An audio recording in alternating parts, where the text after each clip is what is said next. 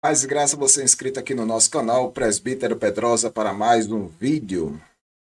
Então, pessoal, mais um vídeo falando sobre as falácias argumentativas, a justificação da prática do dízimo.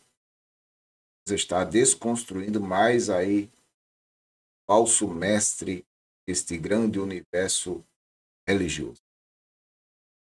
E como a gente fez com vários vídeos que postamos aqui no canal, eu peço você que dê uma olhadinha nesses vídeos.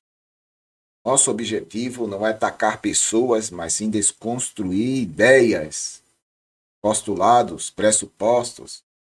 E muitas vezes essas ideias confrontam as Escrituras, palavra de Deus. E o nosso objetivo é esse: é desconstruir tudo aquilo que confronta as Escrituras, o ensinamento de Jesus Cristo, o ensinamento dos apóstolos e por aí vai. Afinal de contas, o que está sendo ensinado foi ensinado por Jesus? Foi ensinado pelos apóstolos? A gente tem base bíblica no Novo Testamento para sustentar tal ensinamento, então é por aí que a gente faz a nossa apologética em defesa do Evangelho. Ok?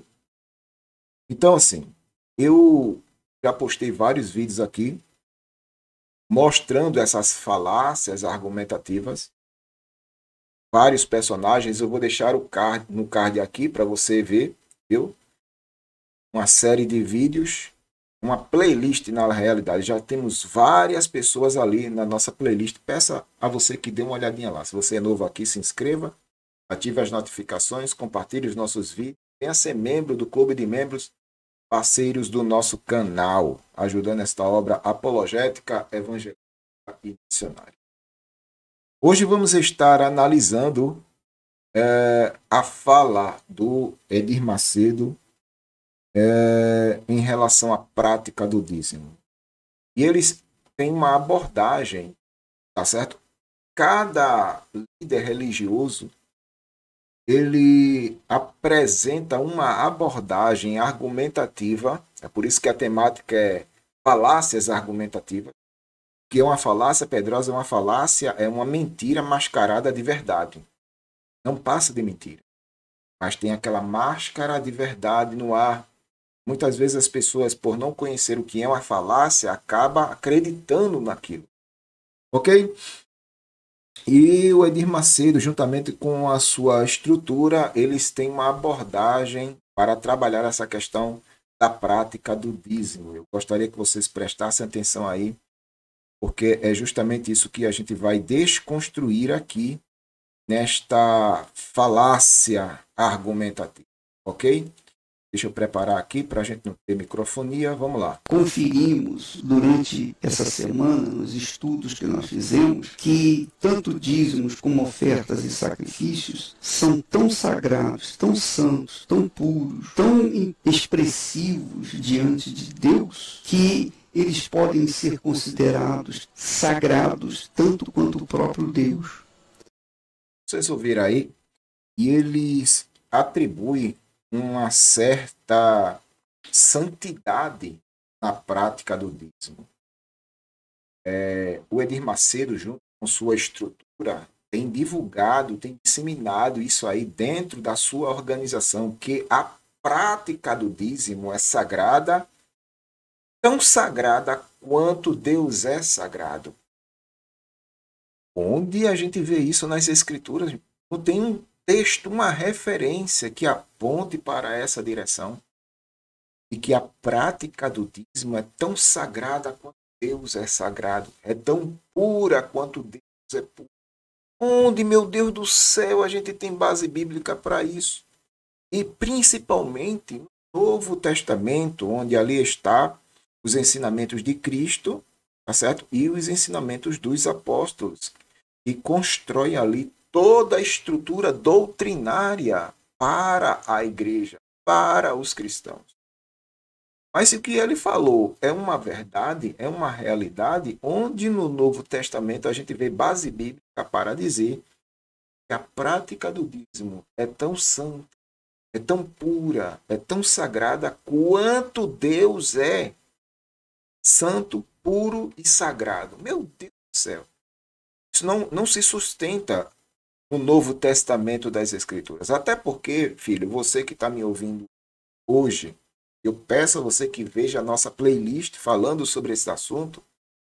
Até porque no Novo Testamento ninguém fala na prática do dízimo pela igreja. Ninguém fala na prática do dízimo.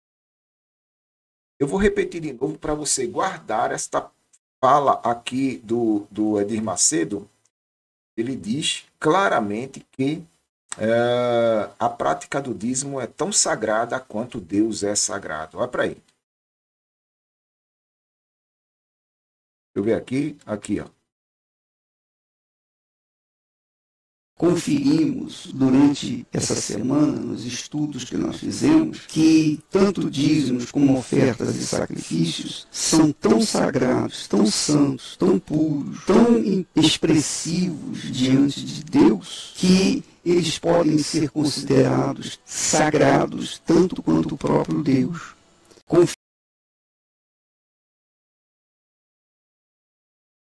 Aí é onde eu digo, gente, isso não passa de uma falácia argumentativa. Ela não se sustenta com uma observação apurada no Novo Testamento. Todos esses líderes que apareceram aí, trazendo essas propostas argumentativas, usando muitas vezes o Velho Testamento para tentar sustentar a prática do dízimo, caíram na falácia. Eles caem na falácia porque uma leitura honesta, sincera dos textos no Novo Testamento, nós vamos ver que a prática do dízimo judaico não passou a ser observado pela igreja. Aliás, muitos dos rituais cerimoniais judaicos não foram introduzidos dentro da liturgia ou escopo doutrinário da igreja. Não foi, irmão. O dízimo é uma dessas muitas que não foram introduzidas no escopo litúrgico doutrinário da igreja do primeiro século. Eu vou mostrar outra aqui, certo? Eu tinha elaborado dois vídeos, 3 no máximo, para a gente ver. Deixa eu buscar o outro aqui, que é justamente ele falando algo em torno disso, mas com uma outra abordagem. Vamos lá. Sobre o tema dízimos. Quando a gente fala em dízimos, a gente está falando de salvação. E salvação da alma. Veja que aqui aborda a questão do dízimo com a salvação da alma. É lamentável um líder abordar esse tema, querer associar uma coisa com a outra coisa que não tem nada a ver. A prática do dízimo não contribui em nenhum momento para a salvação ou perda da salvação de quem seja. As pessoas, para tentar justificar a prática do dízimo, promovem verdadeiros terrorismos psicológicos dentro da membresia. Olha, se você não der o dízimo, você perdeu a salvação. Por aí vai. Quando, na realidade, o dízimo não tem nada a ver com a salvação de alguém. Não tem. Até porque, como eu já falei a princípio, a prática do dízimo não usa o escopo litúrgico doutrinário da igreja, irmão. Não está, não existe isso. O que tem a ver os dízimos com a salvação da alma? É simples você entender isso. É como um casamento. Por exemplo, quando você casa esperando que aquela pessoa com quem você se casou venha corresponder aos seus compromissos assumidos quando eram solteiros, quando vocês eram solteiros. Não é verdade? Aí eu vou te amar, eu vou te guardar, eu vou te proteger, eu vou te sustentar, eu vou dar todo o suporte para você, você será única. Aí ele está querendo associar a questão da fidelidade. Aí ele usa a questão da fidelidade na questão do casamento. Você não está casado com Deus? Você não fez uma aliança com Deus? Então, Ele fez uma aliança com você. Enquanto você estiver honrando essa aliança, Deus vai estar honrando essa aliança também. E o dízimo é justamente isso. É a linguagem deles, uma aliança que você fez com. Gente, eu não sou judeu. E ele está ensinando aí é coisa de judeu. Não é coisa da igreja cristã. Está entendendo? Essa prática do dízimo refletia justamente e apontava para aquela fidelidade dos judeus para com Deus e aquela coisa toda. Isso é outra coisa que não tem relação alguma com a igreja. E o que é que a igreja promove hoje? A igreja promove contribuições. Para a assistência dos necessitados, a igreja promove hoje contribuições. Até porque, se a gente analisar o objetivo do dízimo, o objetivo do dízimo e a sua finalidade, vai ver claramente que não é compatível com a igreja. O objetivo do dízimo, Pedrosa, eu não quero aqui falar nem dos 3 dízimos, das 3 qualidades de dízimos do Velho Testamento. Mas eu quero o objetivo em si, eu quero me focalizar nisso, o objetivo em si. O dízimo no Velho Testamento. Era para quem? Qual é a finalidade? Está entendendo? Uma finalidade. Outra, o dízimo não era dinheiro, era recurso proveniente da lavoura, da terra, da labuta, do gado e aquela coisa toda. Diferente do que eles tentam implantar hoje, coisa que não tem nada a ver uma coisa com a outra. Mas, vamos lá. E para a Igreja Pedrosa, o que é que ficou para a Igreja? Ou a questão das contribuições voluntárias, de forma proporcional e generosa. É isso que os apóstolos procuraram implantar. Mas ele já começa uma forma de introduzir dentro da doutrina da igreja uma doutrina completamente desconexa, que não tem nada a ver com as escrituras. Querendo associar a prática do dízimo com a salvação. Escute. Sobre o tema dízimos. Quando a gente fala de dízimos, a gente está falando de salvação. E salvação da alma. Por que tem a ver os dízimos com a salvação da alma? É simples você entender isso. É como um casamento. Por exemplo, quando você casa esperando que aquela pessoa com quem você se casou venha corresponder aos seus compromissos assumidos quando eram solteiros, quando vocês eram solteiros. Não é verdade? Aí eu vou te amar, eu vou te guardar, eu vou te proteger, eu vou te sustentar, eu vou dar todo o suporte para você, você será única na minha vida, você será único na minha vida, enfim. Há um relacionamento, há um compromisso assumido antes do casamento. O casamento, no fundo, é a aliança. Tanto é que não existe casamento sem aliança, né? Os jovens, até os... Ele está falando da questão da aliança, irmão. Não tem nada a ver. São coisas distintas. A prática do dízimo era uma questão de obediência, Deus e gratidão. Velho Testamento. Vai para o Velho Testamento. A questão de gratidão e obediência. Você praticava o dízimo no Velho Testamento de gratidão a tudo aquilo que Deus tinha proporcionado. Colheita, criação de ovelhas, bois, gado e aquela. Mas isso aí está relacionado com o povo judeu, não com a igreja. Não com a igreja. E até a questão de objetividade do povo judeu é uma. Objetividade da igreja de Deus é outra. É outra, completamente diferente. Qual é a objetividade do povo da igreja de Deus? Ir de pregar o evangelho a toda criatura. É ir de pregar. O objetivo do povo, qual é a objetividade da linhagem de Jacó, do povo de Deus? Fazer chegar ao mundo o Messias, Salvador. Então, são contextos, abordagens completamente diferentes. só para concluir, ia trazer esta outra matéria relacionada com o dízimo. Vamos dar uma olhada aqui.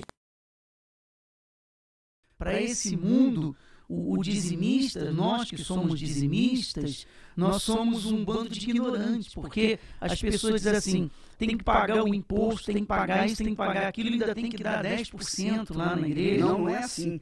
Primeiro tem que dar os 10% para depois pagar o imposto, depois pagar as compromissos. nós vamos... Veja, primeiro tem que pagar os 10%.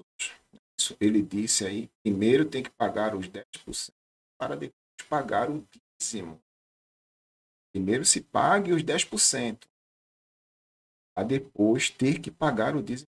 Nada a ver uma coisa com a outra. Não tem nada a ver uma coisa com a outra. Meu Deus, tá vendo? A gente quando vê essas coisas aí, a gente fica assombrado com a quantidade de lavagem cerebral. E eu até botei na ação aí, a lavagem cerebral mascarada. Tá entendendo? Você veja a linguagem como eles usam para querer justificar a prática do... Não tem compatibilidade. Não existe compatibilidade. Mais adiante. Mas o dizimista, ele é um aliado de Deus. E por isso que Deus abençoa tudo que o dizimista fiel ele faz. Tá vendo? Isso aí já parte para a questão da lavagem cerebral. Né? Querendo inculcar, né? Primeiro eles inculcam que a prática do dízimo é para os hoje. E depois eles inculcam que Deus abençoa o dizimista fiel.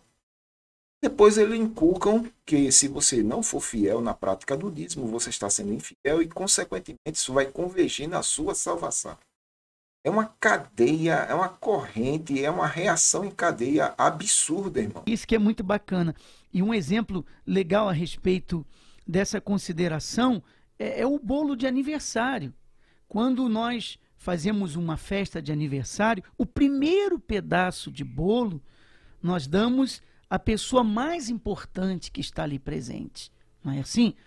Sem interesse nenhum. Você dá porque você considera aquela pessoa. Então, a primeira coisa que se faz é separar o que pertence a Deus quando tem Ele acima de tudo em primeiro lugar. E aí eu perguntaria, mas querido, veja só, onde é que você está vendo isso no Novo Testamento? Me diga. Existe passagem nas Escrituras falando acerca de contribuição. Existem passagens falando sobre dízimo, mas sim passagens falando sobre contribuição. Essa questão da contribuição foi arrecadado da população da Judéia para atender os necessitados da Judéia de forma proporcional, irmão. Cada um deu o que pôde dar. Não foi aquela coisa que, não, você tem que pegar primeiro para dar a Deus. Cada um deu o que dá. E é isso que deve ser. Não, mas eu sou abençoado, eu sou dizimista, meu irmão.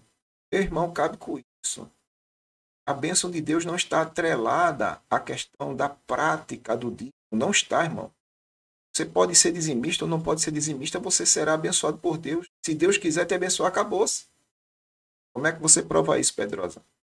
Eu provo olhando para a nação de Israel hoje. Eles não são dizimistas. Eles não praticam dízimo.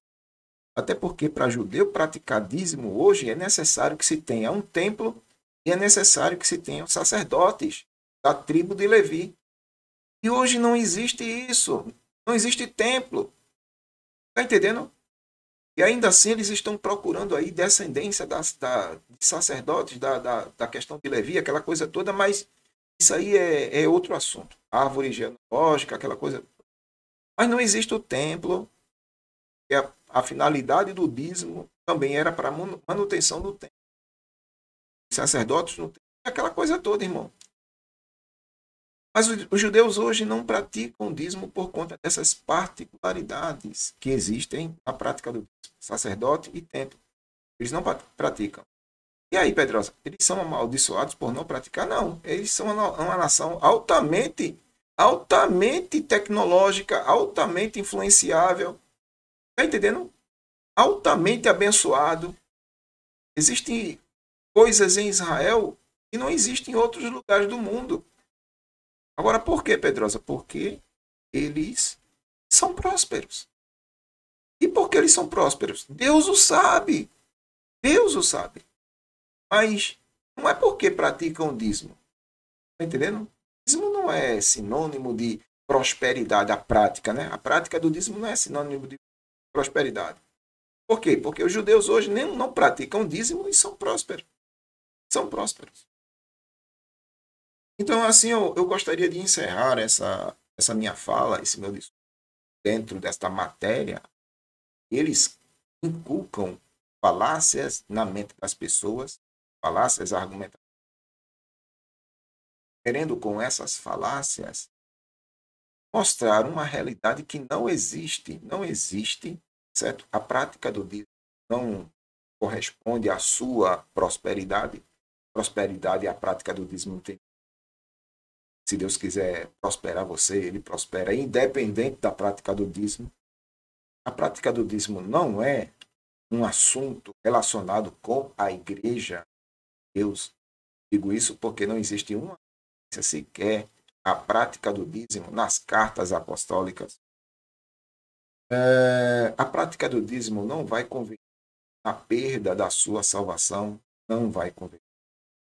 São várias outras falácias que nós poderíamos estar desconstruindo. Mas eu gostaria de saber a sua opinião. O que é que você acha disso? Você concorda, discorda? Deixe seu comentário aqui no rodapé. Eu gostaria de saber a sua opinião sobre esta fala, Macedo, sobre esta fala de toda a sua organização. Deixe aí a sua opinião. Se você for novo aqui, se inscreva no canal, ative as notificações, venha ser membro, patrocinador desta obra apologética, evangelística e missionária, tá certo? Não se esqueça de assistir deixar alguns vídeos aqui para você assistir, estão relacionados com as falácias argumentativas da prática do dízimo. E a gente fez apologética em cima dela. Tá bom? Então veja os vídeos e seja edificado no processo. Uma vez mais eu lhe agradeço. Eu sou o presbítero Pedrosa, este é o canal Apenas a Verdade. E a verdade prevalece sempre. Deus abençoe.